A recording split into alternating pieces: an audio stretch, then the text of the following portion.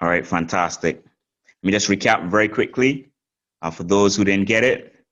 When you open a harmonic scanner, and what a harmonic scanner is just a tool that we use in iMarkets Live to identify patterns, to identify harmonics. So when you open the application, the tool, you would see triangles, and what the triangles are just harmonic patterns, right? Harmonics.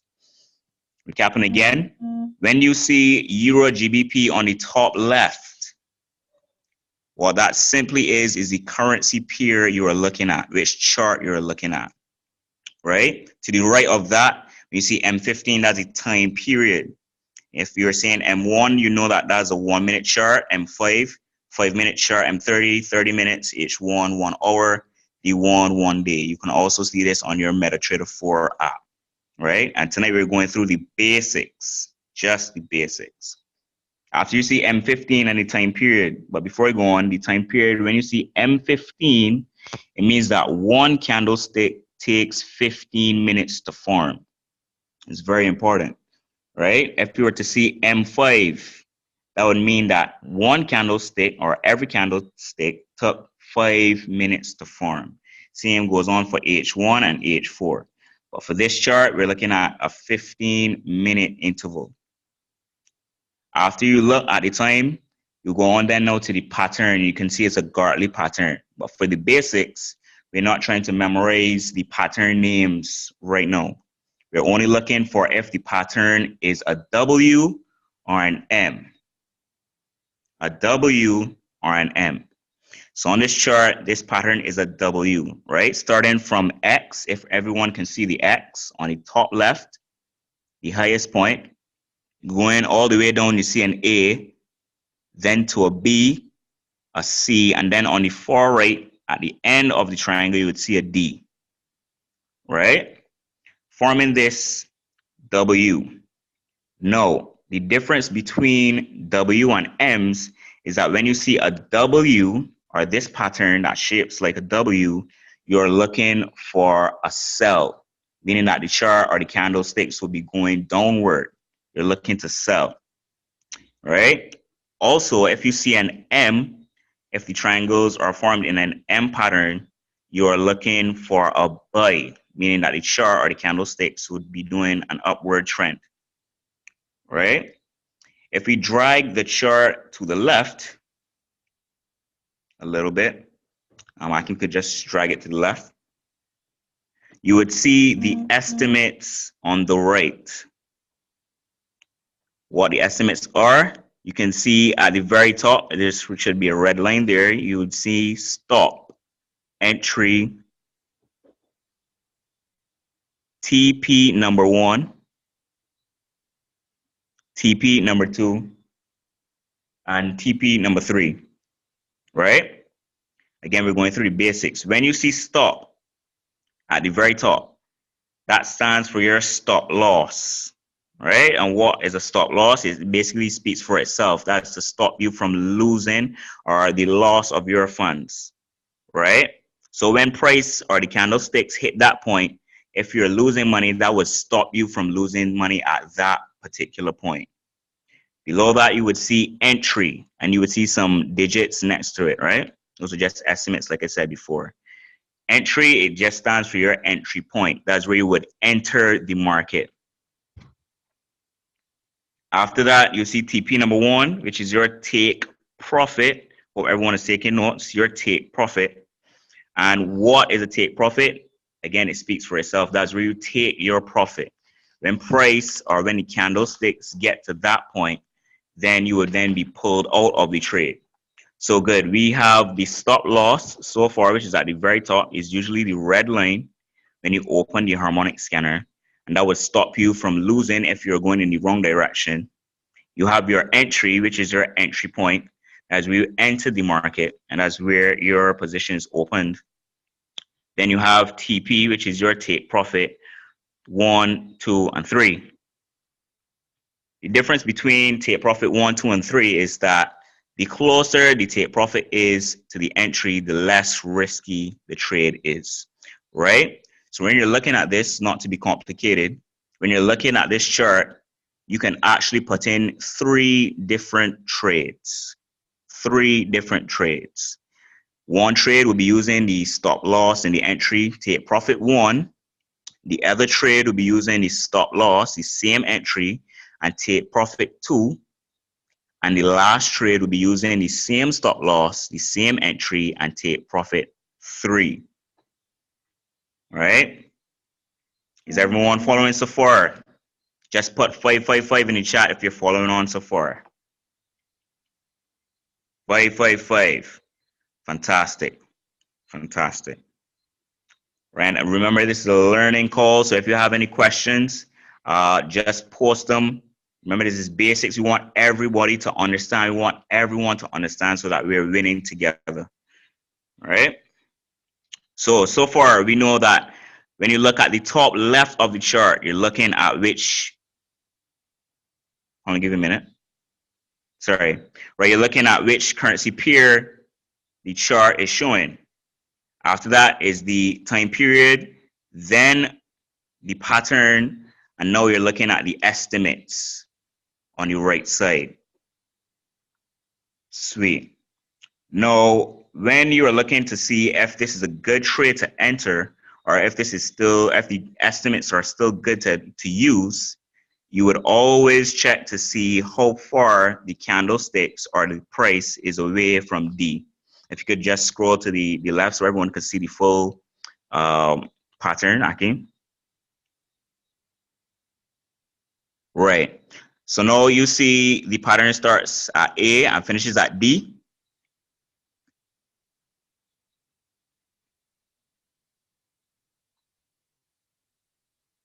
Right, the pattern finishes at D. This would be a good trade to enter if the price was now at D. But since the candles and since the price has now gone past D, the estimates are now off. All right. Again, you're looking at D to see if this is a good trade to enter.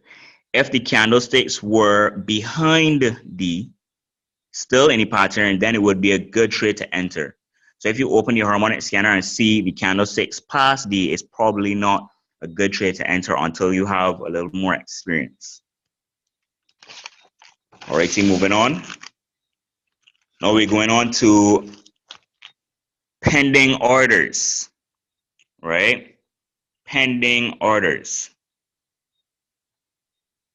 What you would do now is get your notes, and this is very important. A lot of people are confused when they hear pending orders and market execution. I'll just explain it quickly. Sometimes in the chats or your swipe trades, you would see buy stop, sell stop, buy limit, and sell limit, right? Those are just pending orders. And what an order is, or a pending order, is just a future order or a potential trade that will automatically trigger, but only until the price or the level that you have chosen has been reached, right? Okay, so when you hear buy stop, or when you see buy stop, that's basically you're looking for your line or your order, and you're looking for price to hit that line. If I could draw just a line, a horizontal line, anywhere on the chart. This is called leverage, guys. Okay, good. So we see this green line, right? That is now your order, your buy stop. What you're looking for price to do is hit this line and continue going upward, right? You're looking for the candlesticks to come from underneath for a buy stop, hit this line and continue upwards.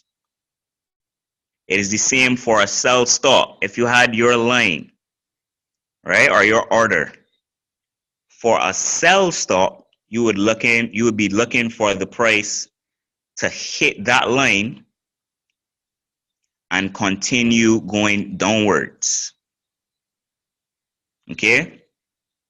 Again, for buy stops, you're looking for the candlesticks or price, whichever word you choose to use, to hit that line and continue going upwards by stop. For a sell stop, you're looking for a price or a candlesticks to hit that line and continue going downwards. If you're understanding so far, just said yes, me, or in the chat, anything like that, just so you know that you're understanding what I mean so far.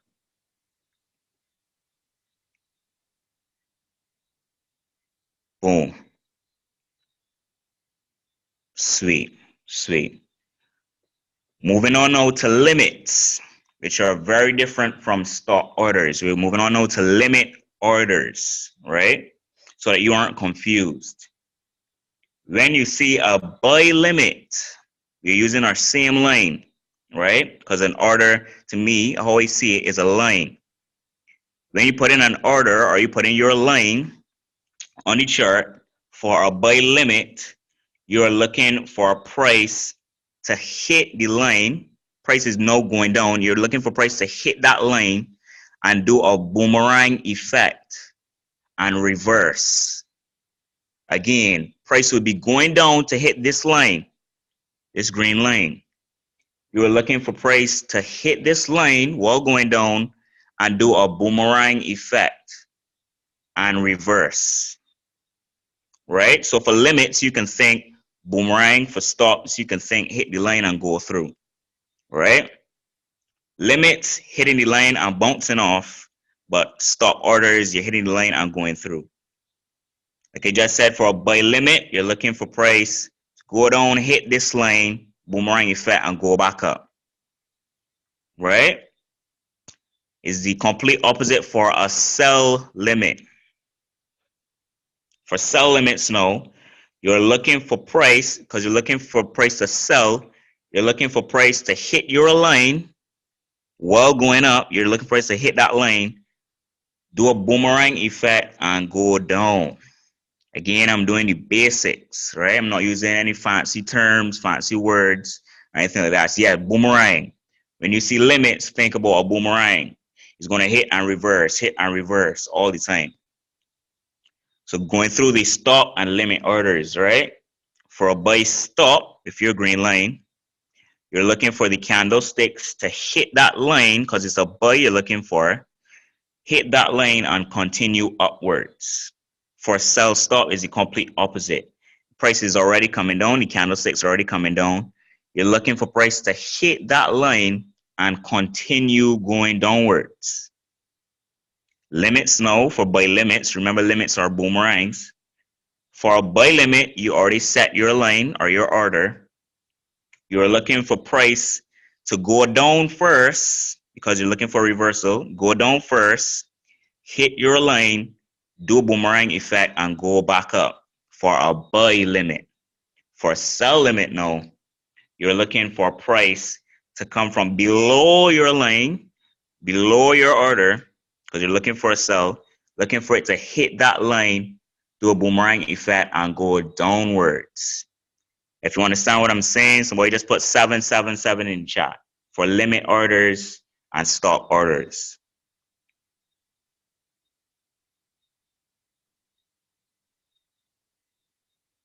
All right. So good. So just recapping so far. What we said before, going from the top, coming down, this is just basics. Like I said before, nothing too advanced. When you open the harmonic scanner, what the harmonic scanner is just a tool that looks for patterns for you. It takes the guessing work out of trading, right? It gives you the patterns and then the estimates. Realize I said the word estimates on the right side of the chart. What you're looking for when you open this is the currency pair, which is at the top left, where you see Euro, Great Britain, Pound. Then you would look for the time period where you see M15. You could change that to M1, M5. And remember what I said for these time periods, when you see M15, it means that one candlestick took 15 minutes to form. All right? You're going on now to the Gartley, which is just a pattern. For the Gartley, you don't have to memorize the pattern names. You just have to memorize or look at it to see if it is a W or an M. a W or an M. When you see W's, you're looking for price to go down at the end of the W. You're looking for price to sell. And you see an M, you're looking for price to buy or go up at the end or the bottom of the M. All right, we went through stop loss, which is your line at the very top, the right-hand side, your red line, your stop loss. You also have your entry point, which is your green line. That's where you enter the market. Stop loss is where you would be taking out if you're losing money. Take profit 1 or TP1, TP2, and TP3. So we went through so far. Also, we went through pending orders. We went through buy stop, buy limit, and sell limit. The last action you would have to learn, this is the last from me before we go into Shikori, is a market execution, right? What a market execution is that wherever you are in the market, that is where you enter. You want to get in now, right? So when you press market execution, you would be entered at where price is. That's all market execution is. You mean you're going in right now. So that's it from me, guys. Remember, when you open, what to look for, what the stop, entry, take profits mean, when is a good time to use this information, when is a bad time not well to use this information. And that's it for the basics of the harmonic scanner. We're going over now to Shikori, who will be doing a little bit on correlated pairs. You would also need your books for this and your pens just to take note. This is valuable information, guys, valuable information. Hi, good night, everyone. My name is Shakori, as Ramari said, Shakori Thompson, and tonight I'll be doing correlated pairs, which I think is extremely important so that you just won't be going trading pairs without knowing how some pairs are like connected to one another. Akin, do you have the Telegram on your MacBook Pro?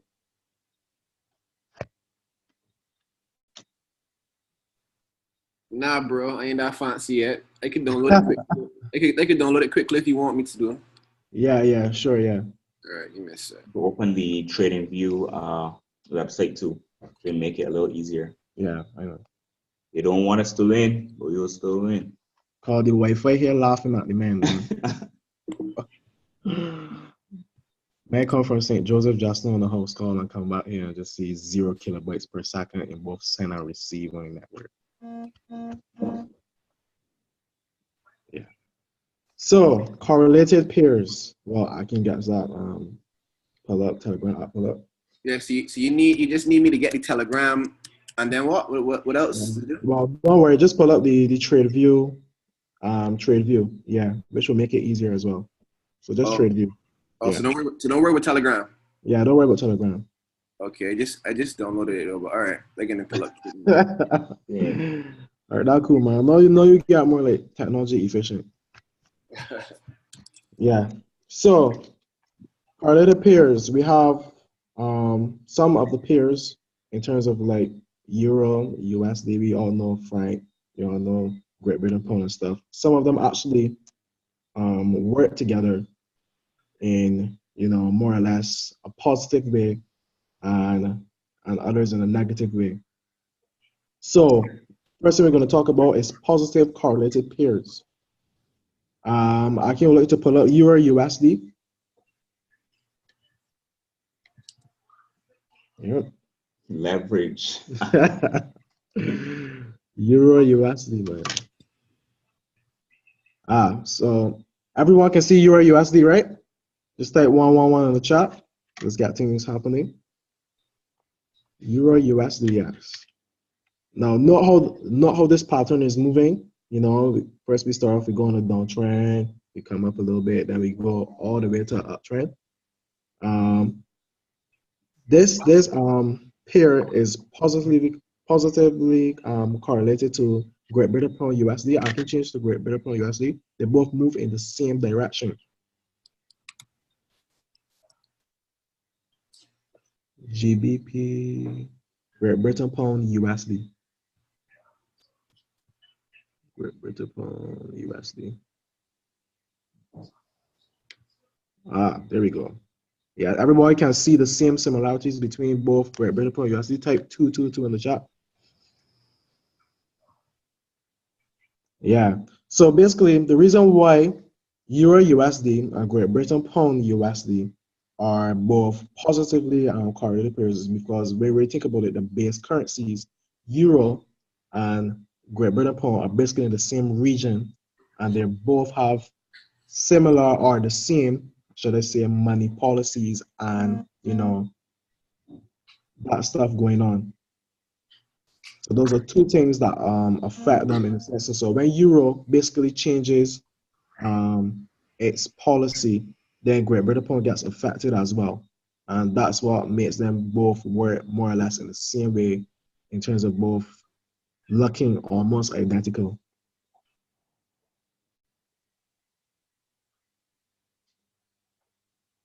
Oh yes, and it also takes the gassing of the technical analysis too as well, because if you're looking at Euro USD, you do your analysis on Euro USD, then you can come across the GBP USD as well, and more or less make the same trade.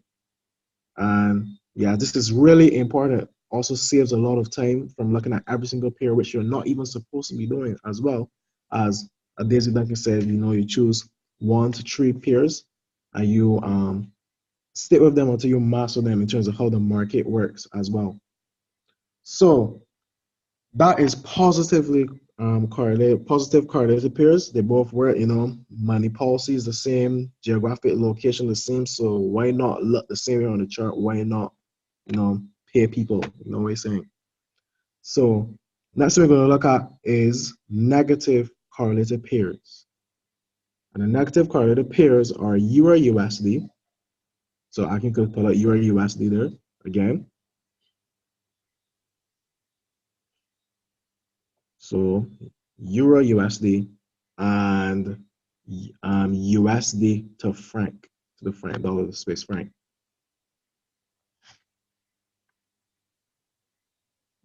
This time though, with the negative pair though, it doesn't look the same way in terms of like moving in the same direction. They both move in the opposite direction, creating a mirror effect of one another.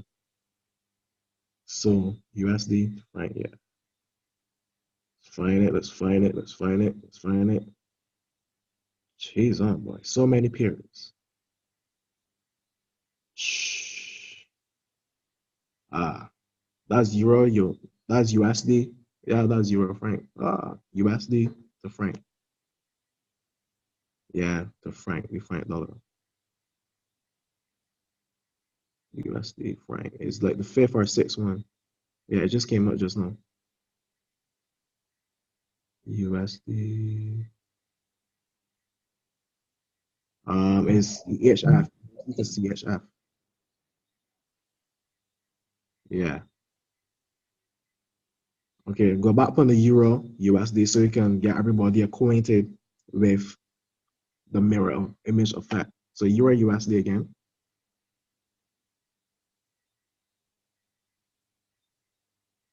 Everybody can see it. The mirror effect. Bring back up USD franc again. USD CHF. I want everybody to see this properly. Look at the mirror effect. Bam is a flip side effect. Exact flip side. So you see one is on the uptrend and then comes down. The next one starts on the low trend first, on the low first, and then comes up. Yeah, it's mirrored. Yeah, so that's why sometimes when people come now and they come and they start, yeah, they come and they start trading and they put in for a buy on one, and then they go and do a buy on the next pair. Say they do a buy on the Euro USD, then they're going to do a buy on the USD for it. They see one is negative and one is positive, not knowing that they're both negative correlated pairs. So that is something y'all can keep in mind. So positive and negative correlated pairs. But there's also another one which is really nice because people are now here so saying, oh, so they have to be in the same geographic location and they have to share the same policies to become positively correlated. But there is another set of positive correlated pairs. And those positive correlated pairs are the Canadian dollar, NZD, which is the New Zealand dollar, and the Australian dollar. And there are, yeah, They're both like, they're both, all three of them are in three different locations. Three different locations. But the reason why they both, it must be in their base currency, yes, like that, yeah. The reason why they're both, it got to be like, I came, it got to be like NZD to New Zealand dollar to like USD, and then Canadian dollar to like USD, and then Australian dollar to like USD. So you can like see it. It has to be like the base currency, yeah. So the reason why all three of these currencies are positively correlated is because their economies are commodity driven, like stocks and bonds. Their exports are commodities. So that's why Canadian and ZD and Australian dollar are positive correlated pairs. And I also sent a whole, basically a PDF file in the Traders Lab group for all the people in Traders Lab. And I sent it about 12 or 15 times for every time a new member came in, because this is extremely important in knowing this fundamental stuff so that you just don't go basically trading all over the place and making mistakes without being educated about it.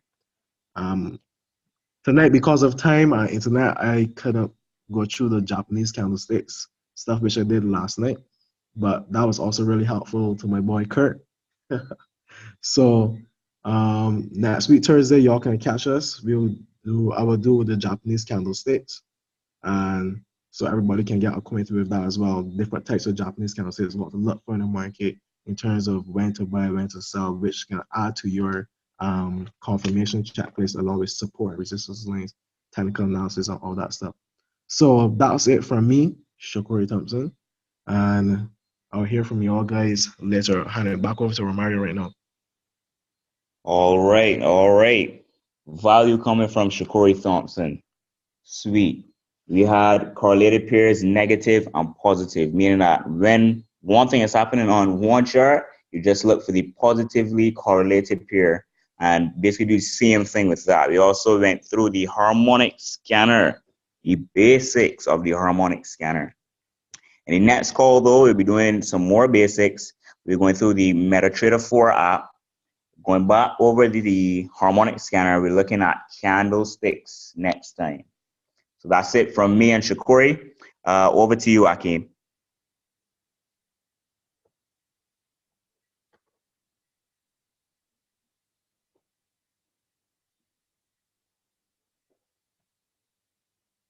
I just want to commend you, man, for a great job, a great first call as usual. You guys know your stuff, man, and I think we're onto something very special here. Guys, every single Friday, we're going to be having this training call for those of you that are very focused on developing these skills as a trader. And I really want to tell you that once you stay plugged in, you're going to win. I want to say that again. Once you stay plugged in, you are going to win. As you guys can see, Romario and Shakori, they know their stuff, and this is just the beginning as these guys are formulating an entire curriculum, for the lack of a better term, that's going to take you from basic all the way up to complex, just like how the IML Academy, but you're going to have that hands-on training. So with that being said, guys, we're going to be here next week, Friday as well, same place, same time. So happy trading, keep catching those pips. And, I think we're going to have a great time every single Friday moving forward. So with that being said as well, the recording is going to be available in a few. I'm going to post it to YouTube as well so you can recap. And then we're going to be having it this same format every single Friday. So with that being said, guys, continue to have a great night on purpose. And remember, for those of you in Barbados, we've got our meetings on Sunday as well as on Saturday. There's another event happening at Sherburne Conference Center. I'm going to post it in the group now to invite, for those of you that are focused on the team building component as well. Invite. So have a great night, everyone.